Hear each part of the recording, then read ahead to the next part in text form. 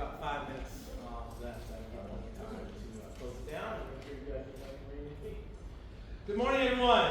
Good morning. I'll try that again. Good morning. Good morning. Okay, let's get it started then. Everybody stand up. All right. Yeah.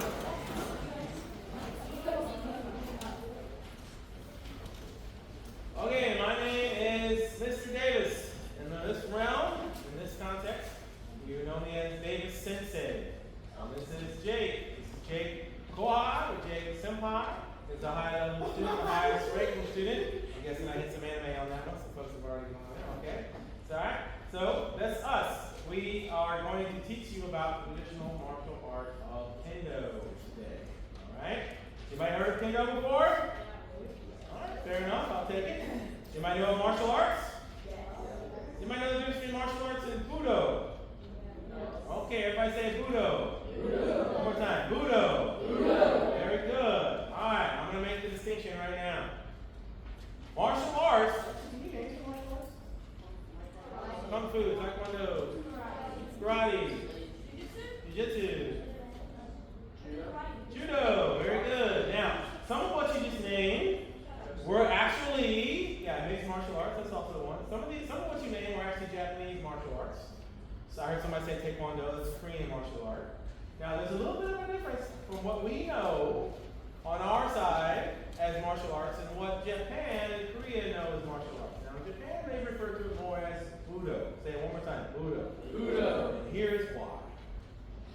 The historical significance and the cultural relevance placed in martial arts there is much stronger than here. I'm not saying better, I'm just saying stronger. Let me explain that. In Japan and Korea, when parents come together and they decide, hey, what is our young one going to go and study after school? What are they going to take sometimes in school? You know, sometimes martial arts over there is actually a part of the curriculum. The reason that they're doing so is not so they can become fighters. Maybe mentally tough, yeah, but really it's more of a significance culturally. And this is the best way I can explain it. Parents in Japan send their little ones to do Kendo and other martial arts or Judo to become more Japanese. It's more culturally relevant. It enhances and supports cultural guidelines. All right, what they do as a culture. Now, one of the biggest things that we learn in Kendo and other martial arts, otherwise known as Budo, are manners. Manners is a huge part of Japanese culture, Korean culture as well. Parents will send their kiddos to these martial arts Budo academies, not only to become fighters, to become more strong-willed, but to reinforce the manners that they should be learning to get through society. Does everybody understand that? All right, so today we're going to present more on manners, as well as some other cool things I'm sure you'll find. The first set of manners we'll learn is showing respect to wherever you are learning. As soon as you walk into the door of any place, dojo, classroom, to be the middle of the field, wherever you have decided to practice, that is your dojo. That is where you will improve yourself as a person. Therefore, showing disrespect to the dojo is showing disrespect to yourself. When we hit the door, in Japan, there's usually some sort of traditional, I'll say, shrine, or at least some area of the room marked as the most traditional. In the classroom, it could be the teacher's desk. In your office, it could be the boss's desk. In the middle of the field, it could be wherever the sensei is lined up, wherever your teacher is. That could be it. But we first enter the classroom and we show manners by raying to the classroom. Everybody say ray. Ray. One more time. Ray. Ray. Ray is we show a bow. That's what bow is, a show of respect.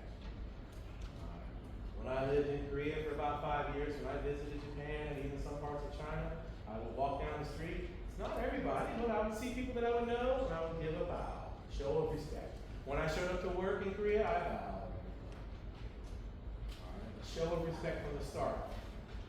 Lacking manners from the start is not disrespecting the place as much as it is disrespecting yourself. First one is show men. Everybody say show men. Very good. Next one is to your teacher. Whoever that is, whoever showed up on that day to better yourself, to better you, to make you a better person, is your teacher, regardless of their title.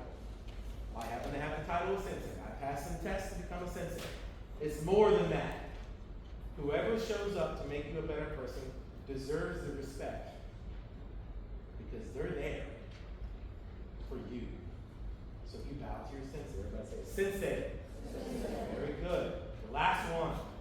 Otokai ni. Everybody say, otokai ni. This is everyone. You bow to everyone. You show respect for everyone who showed up on that day to learn as well as you because they're on the same path and same journey as you. They're partly responsible for your education as you are partly responsible for theirs. And you all know this because you've all learned from people in your classroom. You've all heard someone ask a question, you learn from it. You do it all the time. You didn't know what was going on, you looked to your left, you looked to your right, you figured out what was going on. You learned from them. You show them the respect because they're helping you, and you're helping them. One more time, say, Otogai ni. Very good. Now, from the start, we show manners. So let's get going. You stay seated. You stay standing. Even as we go, the beginning of every class starts like this. We sit in a very traditional stance in Japan. Old emperors, everybody in the high court would sit like this. Even samurai, before they would duel, before they would fight for one person's life, they would sit like this and bow. We'll go through the same raise. I'll say shomeni. When you hear Rei, you bow. Hands by your side. Shomeni, Rei. And to your teacher. Sensei ni, Rei. And then to arguably the most important one, everyone. Otogai ni, Rei. Sit down. Wonderful. Now, we're going to put our armor on. Much like everything, there's a lot of tradition in this. This is what samurai would put on before they went into battle. Now, of course, over the years it's changed. With technology and materials being made, with the purpose of Kendo resulting in more of a combat in a tournament style, in a fighting style, in a point system style, fighting to win as opposed to fighting to live, a little bit different. We no longer use blades. All right, we use shinai. Everybody say shinai. These are 4 pieces of bamboo put together. This is now our sword. We normally don't do that, but I want you to hear the sound. We treat all of this with respect. Not treating any of this with respect means we're not treating ourselves with respect. Think about that the next time you throw your book bag down. Think about it. The tools that you use to better yourself, these are the tools that I use to better myself. These are the tools that we use to better ourselves. We show respect to them. Not showing respect to them is not showing respect to ourselves. The way we wear it, we do not put it on sloppily. We have certain ways that we must put this on. Certain traditions that must be upheld. Certain knots that must be tied. I won't go through all that. It's a lot to take in. Usually we don't even talk at all during this time. Usually this is the getting our minds right time. Kendo is not a trash talking martial art. Before we fight someone, we're dead silent. We show our spirit and our will to survive and win through something called sime. Everybody say sime. Sime is the mental and physical pressure you put on anyone or any opponent without actually having to do much. That's a strong stance. That's a strong state of mind. 5 minutes, thank you very much. The goal in Kendo is to win.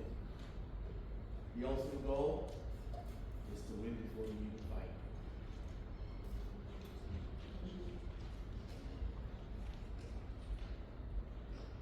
The helmet here, which is the last thing we put on with respect, has definitely changed throughout the years. They did not have this helmet when they were back in the dueling historically. This came out in the 1900s as they started to transition from dueling with blades and fighting for their lives to more of a point system. Even as we put this on, we must do it in a certain way Our strings, we call them hemo, must be tied a certain way. The knots must look a certain way. They must be a certain length. Cannot be more than 40 centimeters. If they are, one string is more than the other, and we happen to be taking a test, we fail that test. Especially the higher up you get. Even when we put on our gloves. Traditional. Left one first. As samurais always had to grab the reins of their horse before they were able to grab their sword. Even as we stand up, traditional. Samurai always came up with their right leg first in case they ever encountered someone who was not honest and wanted to attack them before they were fully ready. From the start, from the finish, manners.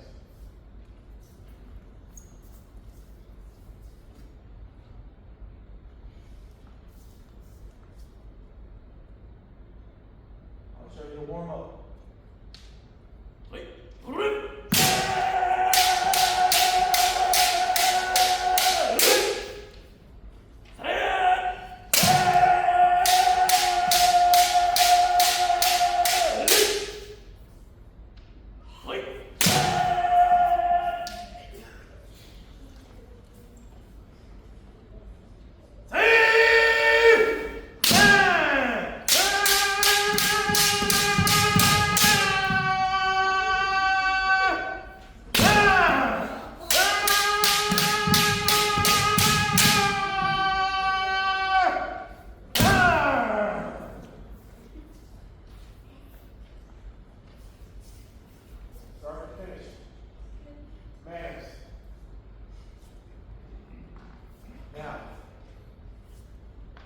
Is anyone interested in seeing us fight? Yes. Yes. I thought you would say that.